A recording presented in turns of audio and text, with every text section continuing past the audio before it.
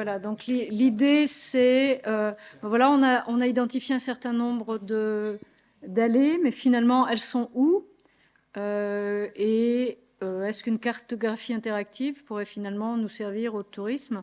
Donc j'ai identifié certaines choses qui existent déjà pour voilà, nourrir la réflexion, puisque c'est quand même un des éléments qu'on va peut-être pousser demain, cette idée d'itinéraire touristique. Sachant que... enfin, non, on va parler d'itinéraire touristique après. Là, c'est simplement la carte. Donc ça, c'est une carte tchèque. Ouais, on va pas y aller sur le site, c'est pas grave. C'est une carte donc générale qui est alimentée chaque année. Je vous ai montré le prix, non, c'était... Il y a un concours, pardon, il y a un concours donc de l'allée de l'année en Allemagne, mais il y a aussi un concours photo tchèque de la même nature, aussi porté par Arnika. C'était pas une des photos lauréates que je vous avais montré, mais voilà. Donc si on grossit, on a ce genre d'éléments. Donc pour chaque allée qui est candidate au prix des allées, finalement, elles sont reportées sur cette carte générale où vous voyez tout un tas de circuits pédestres, cyclistes, etc., d'autres éléments touristiques. Donc avec des informations sur l'allée, donc la nature des arbres, le nombre d'arbres, etc. La possibilité d'avoir la position géographique, de rajouter des photos, d'aimer les photos ou pas, d'avoir la photo aérienne, voilà, ce genre d'outils qui existent et qui donc il y a beaucoup d'entrées bien renseignées. Là, c'est autre chose, c'est quelque chose qui a été fait par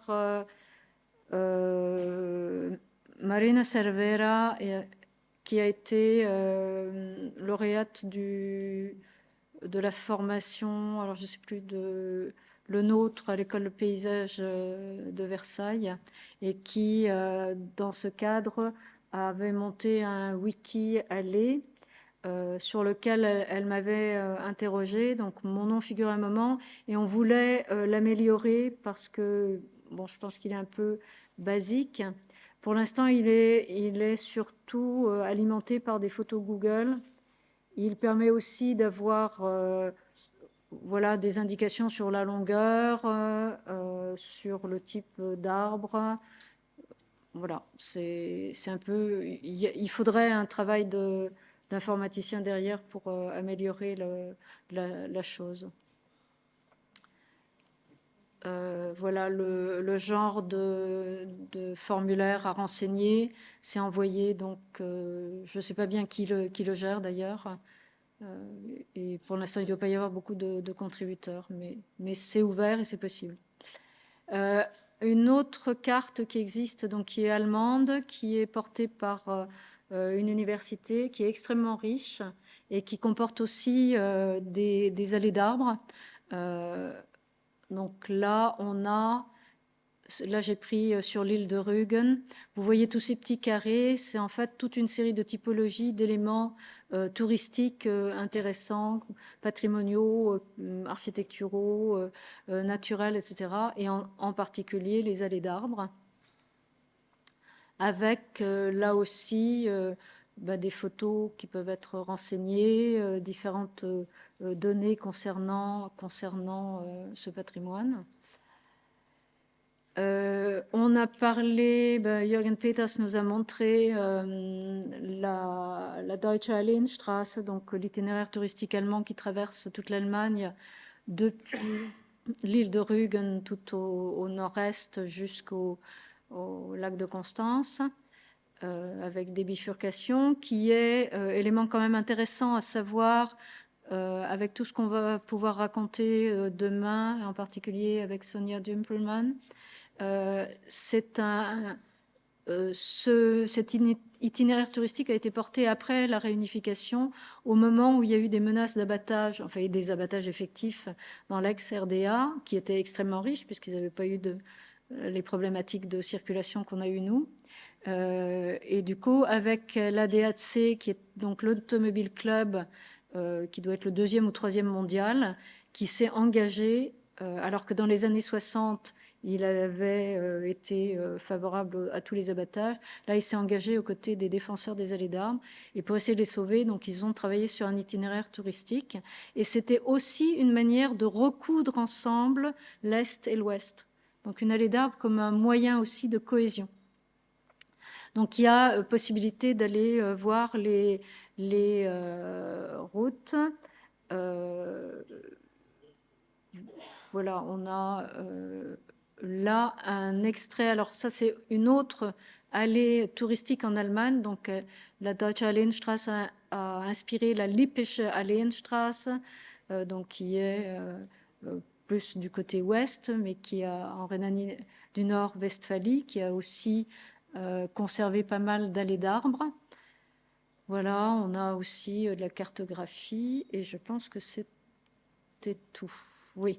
Donc voilà, c'était simplement pour faire une petite revue d'outils existants qui montrent qu'il y a un intérêt, qu'il y a des bases différentes, que chacun le fait avec ses moyens. Et peut-être qu'un jour, il faudra qu'on se réfléchisse à comment est-ce qu'on pourrait avoir un outil qui nous réunisse tous de différents pays. Il y a ce fameux Wikiallé, mais je pense qu'il faut travailler sur son contenu, sa manière de le gérer. Donc, on peut passer au suivant.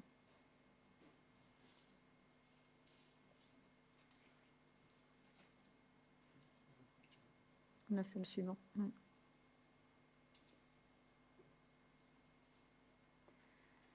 Donc là, c'est plus pour parler justement d'itinéraires touristiques et d'itinéraires culturels européens, de tourisme et de cohésion. Bon, ce qui me semble, même si nos mobilités, nos manières de nous déplacer changent pour les grandes distances, néanmoins, quand on fait du tourisme, arrive un moment où on utilise la route. De toute façon, il n'y a pas de tourisme sans voyage et ce voyage arrive un moment où on est obligé de passer par la route, même si c'est à pied d'ailleurs ou à vélo. C'est pas nécessairement en voiture. Et donc la notion de route touristique est quelque chose quand même d'assez évident. Les premières routes touristiques qu'il y a eu donc, avec l'automobile, en fait, ont été des routes qui se sont intéressées au paysage. C'était des routes panoramiques. Puis ensuite, on est venu à des routes à thème dans les années 35, etc. Et puis, on a fini par avoir des routes de ne plus créer de routes à thème, tout simplement parce qu'il y avait une profusion de routes. Donc, ça s'est arrêté dans les années 50, on va dire, en tout cas en France. Voilà. Et l'allée d'arbres, finalement, c'est une route touristique qui, en elle-même, n'a pas besoin d'un thème particulier, puisque elle est en elle-même un objet touristique, un monument, comme on l'a vu hier, une espèce de cathédrale. Voilà. Donc il y a une matière. Je pense que Élodie Gray nous dira peut-être ce qu'elle en pense, si c'est une idée idiote ou porteuse. Et derrière ces itinéraires touristiques, il y a la possibilité de rajouter encore une couche qui est celle de la notion d'itinéraire culturel.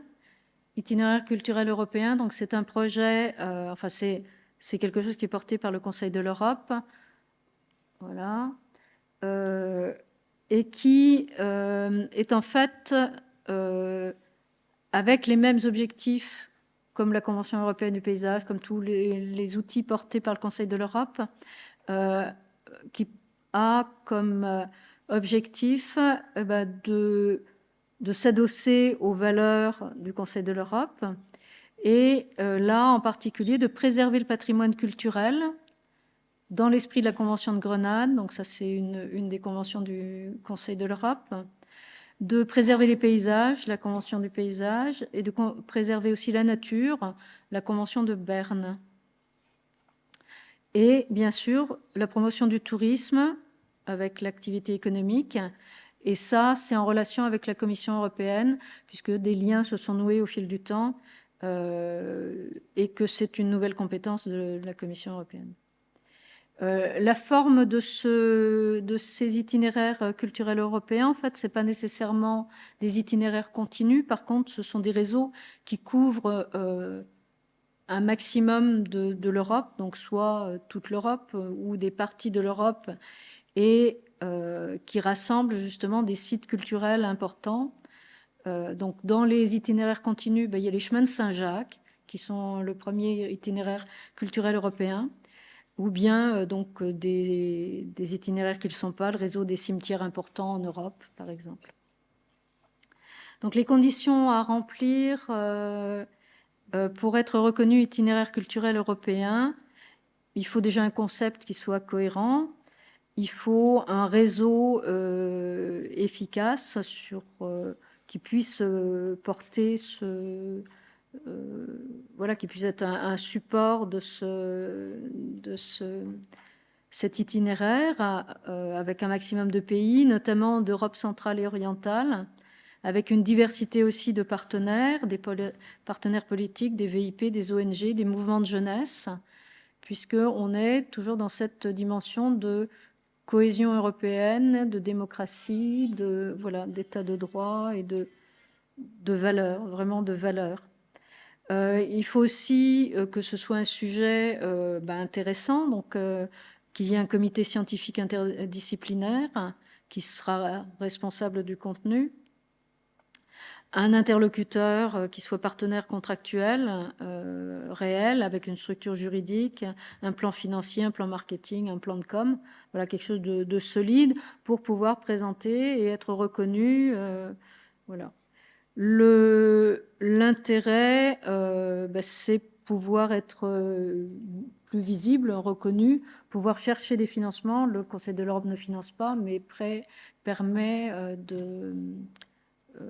d'aller chercher des financements avec une certaine reconnaissance. La diapo, c'était donc un rappel de ce qu'il fallait justement pour développer un itinéraire culturel, donc définir un thème. En l'occurrence, le thème des allées d'arbres serait une possibilité.